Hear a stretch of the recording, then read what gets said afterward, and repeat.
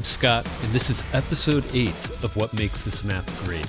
In this series, we take a deep dive into some classic games that hold a special place in my gaming heart. We're going to explore their amazing level design, beautiful art, creative combat encounters, as well as uncover their hidden secrets and see just how much they've influenced the gaming world. And in this episode, we are covering Quake E2M1, the installation.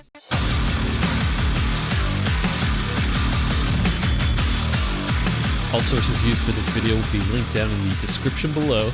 Like, sub, do all the YouTube stuff. It's greatly appreciated. Let's get into it. The installation is the first level of episode 2, the realm of black magic for Quake.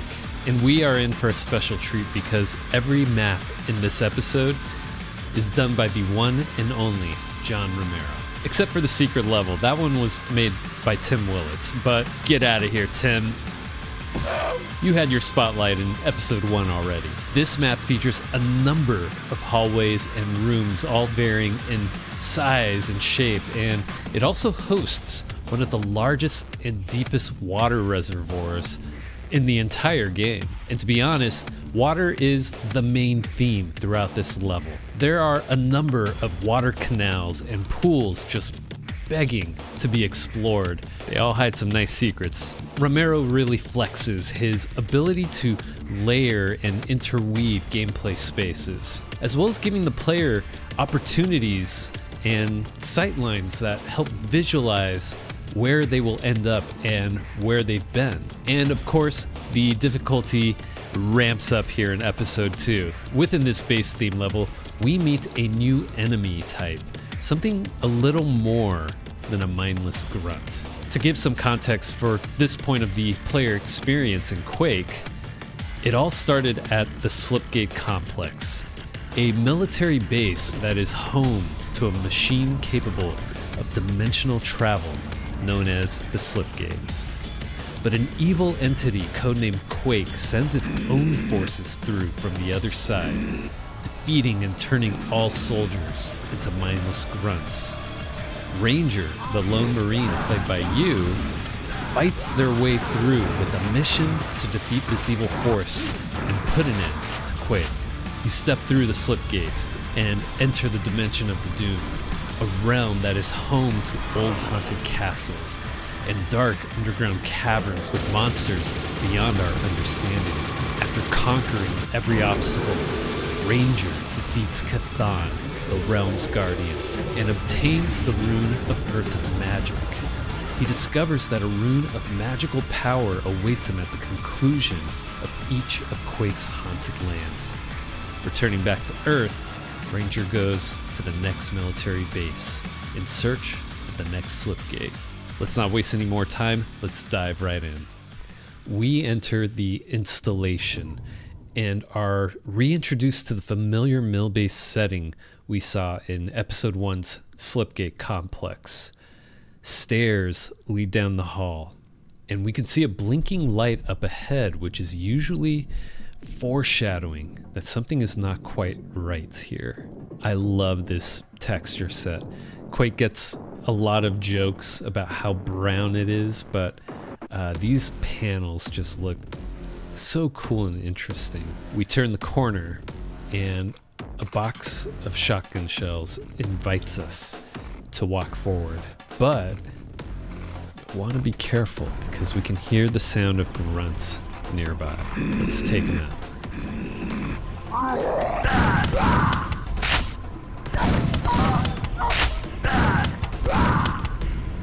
The barrier to the left of this room is blocked. This barrier opens elsewhere. Something I never noticed until now is some of the detail in these textures, this exposed wiring here. You have some cuts and even some bloody scrapes along the edges. Maybe that's why the light is blinking in this prior hallway. Okay, so we have two choices on where to go from here. To the left, we have this L-shaped hall. There's the red arrow and a symbol above it of a gold key card. We don't have that yet, so I'm going to choose to go right. We're also choosing this way because this path looks so cool. Take out this grunt real quick. So this space is massive. I love how John wasted no time in going from cramped hallways into this giant open area. He simulates some fill-in lighting with the open skylights that show off this parallaxing blue sky. And you know, this was the mid-90s. They didn't have all of the lighting features that modern game engines have, like using a skylight setting. It's pretty clear here that John used some point lights, and you can see it by looking at this ceiling, and you'll see like circles. There's like one there, and one here. So to me, as someone who's worked on games for 12 years as an environment artist, those are the radii of point lights lighting up the space. So, you know, John did his best to sort of emulate the feeling of a skylight coming through and filling the space. Continue on, we get the peek at an upper floor here. What really catches our eyes, though, is the massive amounts of water flanking this walkway. And the blue armor in the corner here just invites us to go for a swim, which we do. And upon jumping in, you see just how deep this space is. So we'll grab the blue armor, and we're going to take some time to explore the water because we have a secret here. First, go into this corner, grab the nails, dive back in, and across the way there's an open hallway, but immediately next to it is a way up. And here we find the red armor, which is like the best armor you can get in Quake, so that's super generous. Okay, so we'll dive back in, and there's that little small alcove here which hides some nails. Perfect.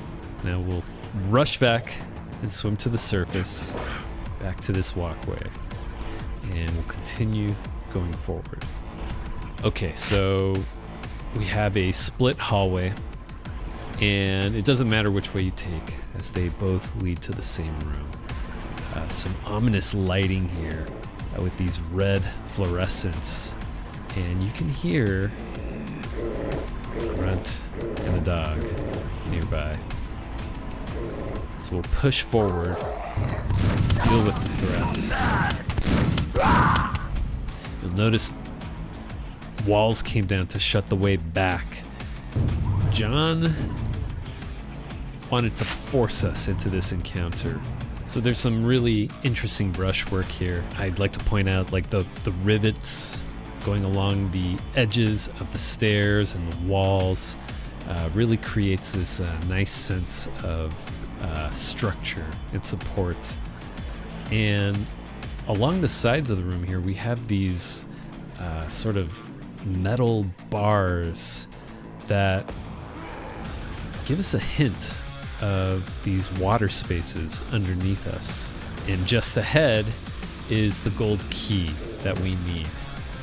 We grab it and set off a trigger that opens a monster closet door. This introduces us to the Enforcer.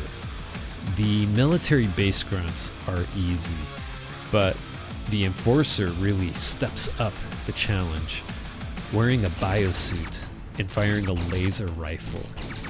He takes quite a few shots with the standard shotgun to down, blasts away and dodge his laser shots, and he goes down fairly easy. Just takes a few more shots than the standard grunts. Before we leave this room, there are two secrets to discover. John has used the blinking lights to showcase his secrets in the past. And you'll notice that the side with the blinking light has small steps for you to jump on. So we'll jump up these steps, There's a ledge right here, and you can walk through this wall. And here's our first secret with the mega health. Returning down, you'll also want to dive into this water. So we'll go for a swim. The waterway splits in two directions. It doesn't matter which way you take. They both lead to the same area. And look, here's that layering that I was talking about. Like being able to see a space from one spot of the map and actually taking the time to go there. But yeah, here we find the second secret, which gives us a bunch of health pickups and shotgun shells. We take the teleporter and we'll find ourselves back at the long walkway over the water room. It really feels like this military base, maybe it utilizes this water for something. Maybe for energy production to power the slipgate in this level.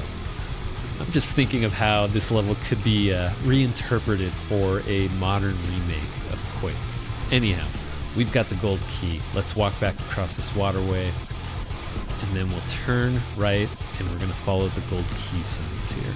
And John is a consistent kind of designer, because here he really likes to use the traps where the way back is shut, forcing you to go forward and engage with the enemy ahead. So that happens, and we've got an enforcer at close range. We deal with him, but what's probably more dangerous is what's across the way here. The grunts with their hit scan shotguns hit you instantly, while the enforcer sends laser bolts in your direction. I like to save my ammo here and just run for the gold key door. The door slides open, and we are given the nail gun.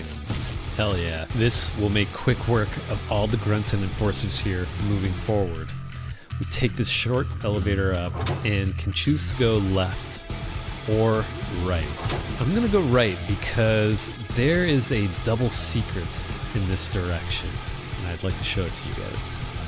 So something we notice with this large room is there's obviously danger across the way, but there's also a large pool of water below. And this water looks dirty compared to the prior bluish water in the larger room. Okay, maybe this is a water processing plant.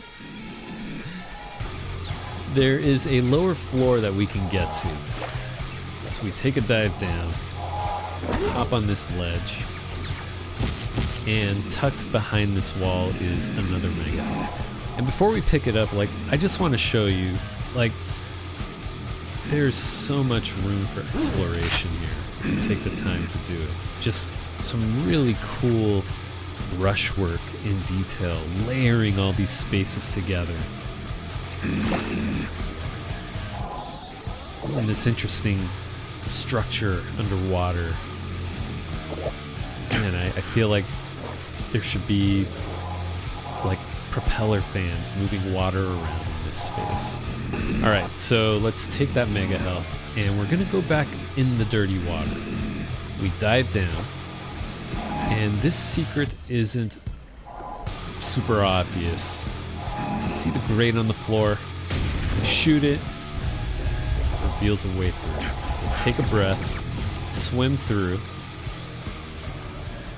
and we've got a biosuit down in these tunnels, which is great because the biosuit allows you to stay in the water longer. You won't drown. We swim up, continue through, and we found a secret which rewards us with the grenade launcher.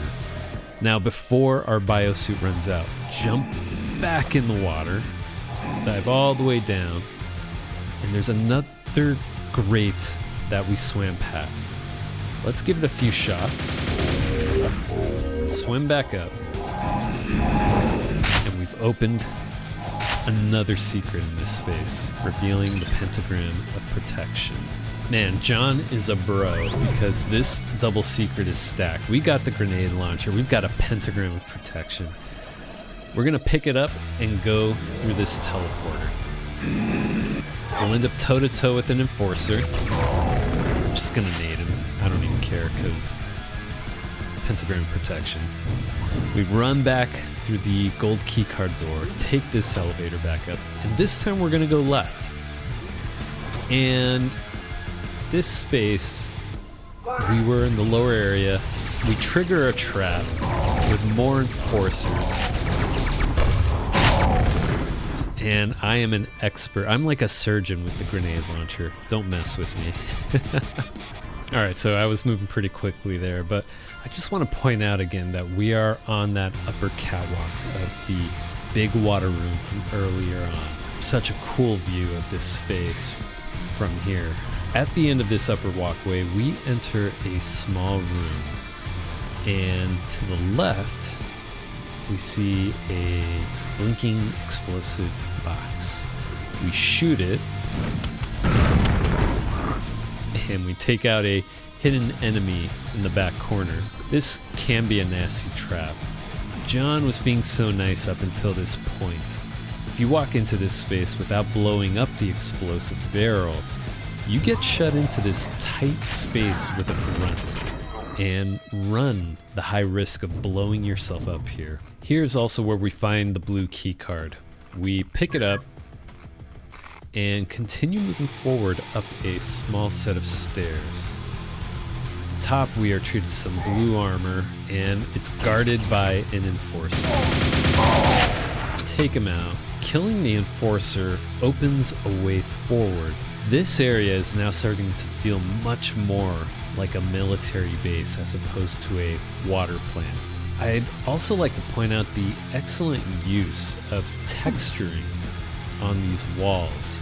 There's a sense of transitioning from space to space, going from the cream and brown wall paneling to the more orange and brown panels here. It's just a nice way to break up the repeating tiling textures to make unique spaces. Okay, so we continue on. Now we have this blinking red button and an elevator. We press it and go down, taking down grunt and enforcer that are waiting for us down here. This hall winds on, and a red arrow points us the way forward. I love this upcoming room. It's a multi-leveled space with the center of it showcasing some kind of chunky sci-fi computer stack enclosed in a cage-like structure. You may also notice a yellow armor tucked inside. We'll grab that a little later. Nearby, you can hear enforcers breathing through their biosuit apparatuses, grunts grunting, and angry dogs too. We run through, we blast our way through this grunt. Here's that yellow armor I was talking about. Press the button and retrace our steps to find two dogs. Nailgun makes quick work of them. And now we have this new path with another red arrow leading the way. And an enforcer trying to stop us from progressing. So we'll take him out. I'm going to use some nades. That was easy. And this elevator lift, you'll notice there's some shotgun shells behind it. Let's not forget about that. We'll be right back for this. For now, though, let's continue going up. Set of double lifts. There's another grunt. We'll finish him. Take out the Cujo dog. God, I hate shooting dogs. I love dogs. Why can't these dogs love me? Okay, so now that the way is safe, for the most part, we have two final secrets for this map. And this is a great way to top off for the encounter up ahead. Looking to the cage grating, you'll see there's a larger opening compared to the rest. You can actually jump through it and drop down. This is a network of computer server cubes, and we can pick up the yellow armor. We hop up here, circle back to this lift, and we're going to want to jump over to get behind and grab the shells. And this wall here looks like it kind of has like a burnt out bulb texture. Hit it. It opens up to reveal the final secret, rewarding us with a quad damage. This part's going to be quick because it's time for a rampage. We grab the quad and take the elevators up. Following the hallway, you'll find the blue keycard door. Open it, there's a double barrel with plenty of enemies sounding off nearby. And we've got quite the arsenal here. The double barrel, nail gun, and grenade launcher. Quadded up, double barrel in hand, we take the elevator down. The quadded double barrel makes quick work. This could also be a fun time using the grenade launcher as well. I love this moment. Romero knew what he was doing, placing the quad in this spot of the map. Okay, so now in this final hallway, you'll notice that we've actually made it to this space across from the gold key door. And with only one final room to go, we proceed down this hall. Again, John uses the trap theme of this map. The way back shuts, and we are ambushed by two enforcers up ahead. And we also activate a laser trap. You'll notice that so long as you move forward, you avoid getting hit by them. It's almost like Romero's way of encouraging you to press forward through these enemies and fight as opposed to running away. And here we are. We've made it through the installation, where another slipgate awaits us at the end. While the way here was heavily guarded, it also felt like it was intended to be a secret. A water processing plant that hides a slipgate deep within, guarded by enforcers and even protected by a laser trap. Ranger is on a mission. We step through the slipgate. Traditional with id games of the time, we get our tally screen showcasing this cool encaged server room where we picked up that yellow armor and the quad damage. And then upon clicking through, find ourselves in the realm of black magic. Earthy rock surfaces are lit by these flickering torches as we see a familiar enemy, the knight, walk down the stairs ahead. This is the Ogre Citadel, another great map by John Romero, which we'll cover in a future video. So here's the part where I go over some quick trivia for our featured map. To be honest, I couldn't find a whole lot in my research for this map, but here's a couple. This map was referred as JR Base 2 during development, which may signify it was John Romero's second base map for Quake. There's a pretty quick skip in this map from the beginning. With a well-timed jump, the player can run and jump from the gold door corridor to the final corridor across the water gap. You'll miss out on a bunch of weapons provided to you in this map, but Quake, like Doom, was designed to be able to pistol start every map. In Quake's case, shotgun start. While challenging, you can start the following map with just a shotgun in Quake. So what makes E2M1, the installation, a great map? For me, it all comes down to John Romero flexing his level design muscle.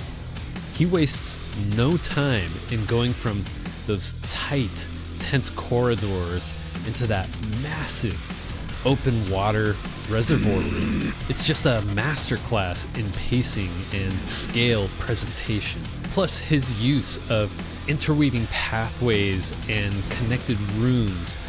You're always catching sightlines of where you've been or where you're heading to next, which is a wonderful map design tool. And speaking of that huge reservoir, the way the whole map centers on this water theme is amazing. it's not just set dressing, it's the core of the exploration. You're constantly diving into pools and canals, and the reward is always worth the risk. Finding the red armor, then later that amazing double secret that's hiding the grenade launcher and the pentagram of protection. It shows just how generous Romero can be when you take the time to look around, explore, and try things. The map's pacing is perfect. Grunts on upper ledges or distant areas, they pepper you with shotgun hit scanners, and pair those with some Cujo dogs, and the combat encounters start off kind of easy as he warms you up.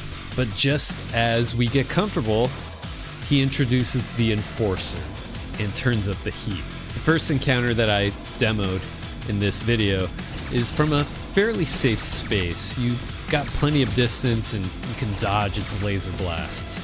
But the second encounter on the way to the gold keycard door, well, that one applies a bit more pressure.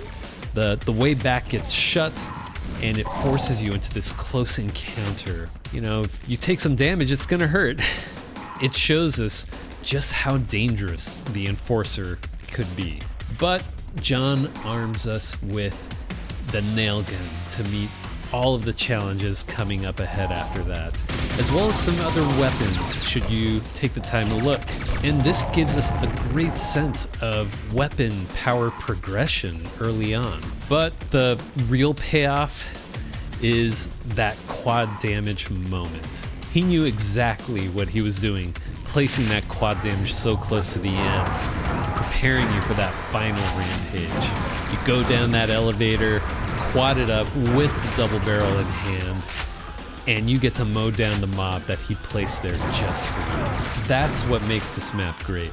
The perfect blend of tight, memorable design, rewarding exploration, and a power fantasy payoff that makes you feel ready to take on the realm of black magic.